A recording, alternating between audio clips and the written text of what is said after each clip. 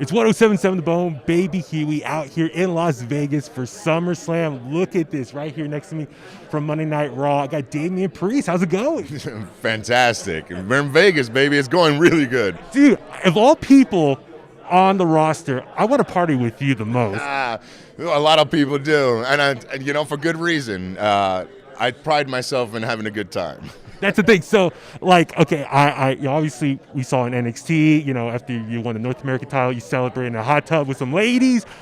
Like, if you win the U.S. title this weekend, do you have any plans of how you want to celebrate? You know what's funny? I have ideas, but I don't know what I want to do. Like, it has to be a moment thing. First, let me get through the match and winning the title, and then I think it'll just be a spur of the moment. We'll see what happens. Because even the hot tub thing in NXT, while the hot tub was there was no plan of how or why or whatever. Like, I didn't even get changed. I just jumped in with my gear. So that was a spur of the moment thing, So I feel like if and when I win tomorrow, I feel like it'll be a spur of the moment type of celebration. But like I said, I got to get through the match first. Okay, so listen, I got to know, do you still have the pants? And the only reason I ask, because listen, Access and stuff, they always got things on display.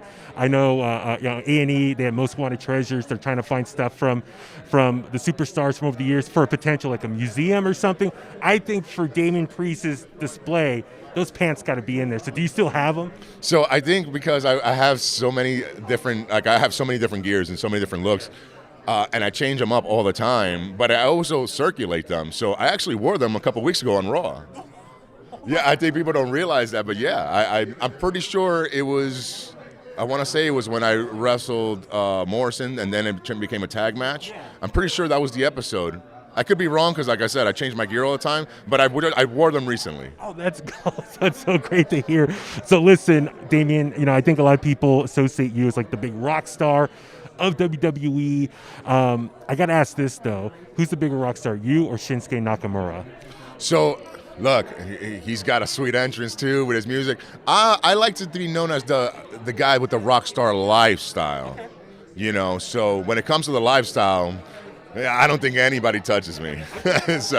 But he's got a sweet entrance with an actual musician that plays him to the ring every entrance. So, and that to me, that's rocking, man. That's really cool. That's awesome. So listen, I work at the Big Rock Station in San Francisco. I would love to ask you, what are you currently listening to right now when you're, on your personal time, working out, whatever, but like where's some stuff you're into? I mean, the range is wild, because I could go from Metallica, Priest, Maiden, to In Flames, Trivium, Soilwork, to AC/DC, Prince, Billy Idol, Motley Crue, Twisted Sister. So I'm like rock and roll, heavy metal, the whole genre. I love it. Whatever makes me feel something, I'm down with it. And then, like, even when I want to be mellow, I listen to some Alice in Chains and stuff like that. Like, I change it up all the time, but yeah, I'm a big rock guy. That's awesome. Okay, Aaron, Q Prime, that's Metallica's manager. I'm going to send you this clip so you can see Damian Priest loves Metallica because we are their hometown radio station. But also, you said Trivium. I love Trivium. I cannot wait to see him on this tour. Which is a very heavily Metallica-inspired band, so... Absolutely. So Matt, Trivium, I'm gonna send this to you as well. But listen, is there anyone else on the roster that you bond with, like over music? Well, I mean, Triple H for one, so that's cool. We talk a lot of music. But yeah, I mean, there's a lot of different guys that like different stuff because I like all types of genres of music, though. It's not just rock and heavy metal. I can listen to anything that just makes me feel something, So I do speak music with a lot of the guys, but my range of metal, it's funny. It's not too many. Like, I know Tony Storm. Like, we'll talk Motley Crue. You know what I mean? So there's Shotzi. We'll talk some stuff. But yeah, like as far as like full-fledged like my type of metal, there's not that many. But it's cool to have the Triple H, the one up here, that we just could go and we'll talk business and we'll talk work. But then, hey, you going to any shows? Or how was this concert? Or he'll tell me a story about a conversation he had with somebody, and then I'll tell him a story. Like, it's kind of cool to have those interactions that have nothing to do with work, and it's just stuff that we actually love. I would love to be a fly on the wall or just be in the conversation because we know Triple H was close with Lemmy from Motorhead, stuff with Ozzy. Oh, man, I can only imagine the fun conversation. Oh, cool.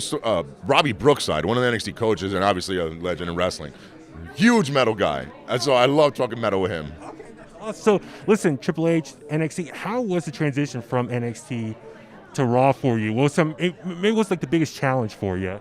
The unknown. It really is. Like, it's just the unknown. Just, you don't know what people want from you. You don't know how people are going to react to you. I've said it before. It's like going to a new school where you don't know if the other students are going to like you. You know, if how they're going to treat you. You know, it's just a lot of that. Like, it was just more concerning how everybody was going to interact with me, and where my place is going to be. How do I earn my spot here? And it was the same feeling I had when I joined NXT. So it was the same thing. It was just a new transition. But the work is still the work. We're still competing in a ring. We're still sports entertainers. So that part, that was the easy part, because that I felt comfortable with. Obviously there's a lot more talking now. And I've never been one to really be great at holding a mic or feel comfortable holding a microphone. So, and I'm still adapting to that. I'm still learning. I'm still trying. I'm still studying and working on that process, because I still feel like that is the weakest point in my game, but I knew that was a big part of the transition, where there's going to be a lot more segments where I have to speak a lot more. And so that was definitely like one of those challenging things. But everything else, like, it's part of the process. You just got to, just throw me in there and see if I can sink or swim. Great. So, like, obviously, the first thing you really got into coming over to Raw was working with Bad Bunny, and that's the thing WWE's taken pride over the years, is crossover with entertainment, bringing those fans in. So, what was it like for you? We've seen a lot of celebrities come and go working with WWE. This time around, was Bad Bunny was the latest celebrity to come into the fold, and you were paired with him. So, what was it like to work with him and be part of that bridge to bring the Bad Bunny fans over to WWE? So it must have been a great honor for you. Oh, absolutely. So whenever you see a celebrity in our world, we already know what it is. It's like, what are you promoting? What? And it's fine. It's part of the world. It's part of our business. But this was different. He wasn't promoting anything. The company said, hey, you could promote your stuff and perform and whatnot, but that wasn't a thing for him. He wanted to come here because he was a fan. He wanted to get involved with the WWE. It was perfect timing for him, where he wasn't on schedule to tour or anything. He wasn't in the studio, so he took the time to really commit. He moved to Florida to train on a regular basis because he wanted his performance, and he wanted his time here to be respected, not just by fans, but us. Like, the first day, he asked the right questions, like, hey, I don't want to disrespect nobody. Can I get in the ring? Do I have to do anything? Or do I have to ask? Like, he was so respectful to our side of things. And we hit it off immediately. We talk about the Rockstar lifestyle. That guy's a rock star the same way I am in the lifestyle, where we wanted to be successful on our own terms. We were both told, hey, to achieve success, you got to change the way you dress. You got to change the way you talk. And to us, it was like, nah, man, like, I'm not succeeding for me. I'm succeeding for somebody else then. And we made it on our own terms. And so he's very much the same boat as I am. And so we hit it off and became friends immediately. And then he earned the respect of the locker room first. And obviously, with his performance at WrestleMania, it shocked everybody. And everybody was like, wait a minute, this guy's legit. He's not like the other celebrities. Wow. And I remember Randy Orton thanking him in the back for treating our stuff with respect, and then telling him, you are a WWE superstar. Like, I don't know, hearing that, it gave me goosebumps, and I was so cool. It was so cool, and I was so proud because I had helped him a little bit, but also because we became friends. I was proud of my friend. Like, he achieved that. I thought that was super cool. That's great. Damian, listen, I could talk music and wrestling with you all day. Good luck this weekend going up against Sheamus for the U.S. title. If you do win, I want to party with you because we are in Las Vegas. Everybody's invited. It's going to be wild. Awesome. Good luck. Thank you so much for your time, and hopefully we can do this again soon. Thank you. Absolutely.